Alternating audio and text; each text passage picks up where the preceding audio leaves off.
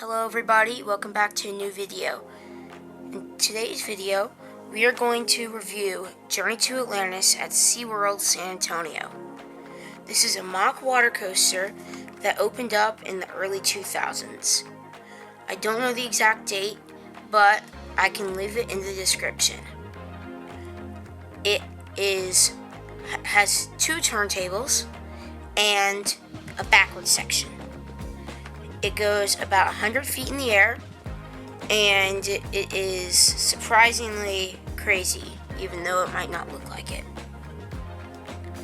It has blue track and beige supports, and it's a really fun ride.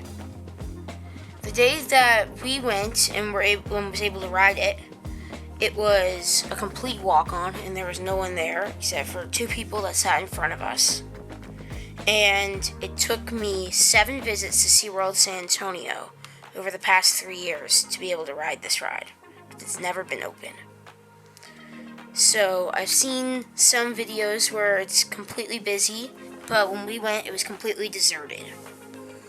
So once you get in the boat, it's pretty comfortable, and it has a lap bar, and it has like a lantern thing in front.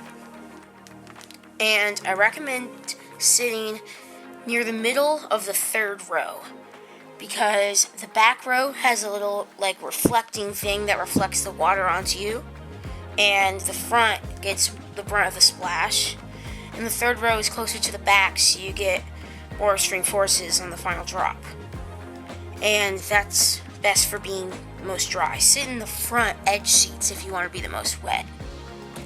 And then we went in the middle of November, and it was about 80 degrees, and this ride was really fun. So it has a big lake with the splashdown in the middle of it, and at the end of the final drop, you drop into a little temple that has the ride's name on it, and the station is more or less just like a covered awning that has a really nice roof, at least, and the lift hill sort of goes over this building that some of the queue line is in. The queue line's pretty big, and it's kind of long, but we didn't have to wait in any of it. The entrance to the ride is right next to the splashdown, and there's a viewing point that you can get really wet. When we were riding, there was a person standing there, and he got way more wet than us, and we were on the ride. So let's talk about the ride experience now. Once you leave the station, you will go up the 100-foot lift hill, and then you'll reach the turntable. Once you reach the turntable, it will either rotate you 90 degrees to the left or 450 degrees to the left. When we went, it was 90 degrees, but it's normally 450 degrees. So when it rotates 450 degrees, it gives you a whole panoramic view of SeaWorld, and then it faces you backward. When it rotates 90 degrees, it just faces backward. This ride is built on a hill, and it kind of overlooks the parking lot. So it has really nice views. Once you lock up with the next piece of track after this turntable, you drop down backwards, down a small drop, and this gives a feeling of falling forever. And it is very sustained float or air time you take backward. And the valley of this drop is a rattly part of the ride, the only shaky part. This was my first ever coaster from Mock, and it was my 51st coaster credit. And it's kind of unexpected that it's rattly, because I normally hear that only the turns are rattly on these mock water coasters, but this valley is kind of rattly. Next, you rise up, and it has no air time, and then you hit some brakes. You then have another turntable. It rotates you 90 degrees to the left, and then you line up with the final drop. Next, you'll slowly roll forward and go down the final drop. And this drop is about 85 to 90 feet, and it's really crazy. In the back, you just get sustained floater airtime and falling sensation the entire way down, and it's kind of intense. After that, you have a great head chopper with the building with the ride's name, and then you hit the splashdown. And this whole section of the water has black painted track during the splashdown instead of the normal blue.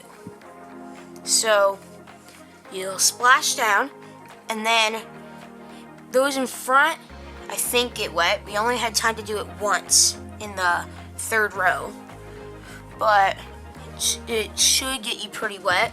The splash is pretty big, and then you will reach a little turn, and this will turn you to line you back with the station. Then you'll have one small lift hill to rise out of the canal before you'll roll forward into the station. Then you get off, and you will end up in the ride's gift shop, and that has really nice architecture as well. So, all in all, as a recap, Journey to Atlantis is a really fun water coaster.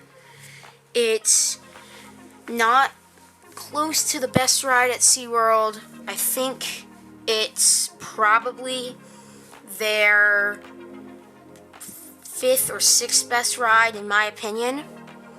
It's one of the prettiest rides there, especially if you're standing in the plaza, because the sightlines are really cool. And sometimes it's really busy, sometimes there's literally no one over there. And the whole park was pretty empty when we went as well. So, I would rate Journey to Atlantis a 5.5 out of 10. It's a fun water coaster. It doesn't get you that wet. It's a little bit rattly, but not too much. And it's all in all a pretty good ride. And if you're in the park and you see it running and you haven't already gotten the credit, you should go ride it, especially if it's a hot day. Thank you for watching this video. And I went to San Antonio this past weekend, so I'll have a lot more coaster reviews and stuff from that trip coming out soon. Thank you for watching. See you next video.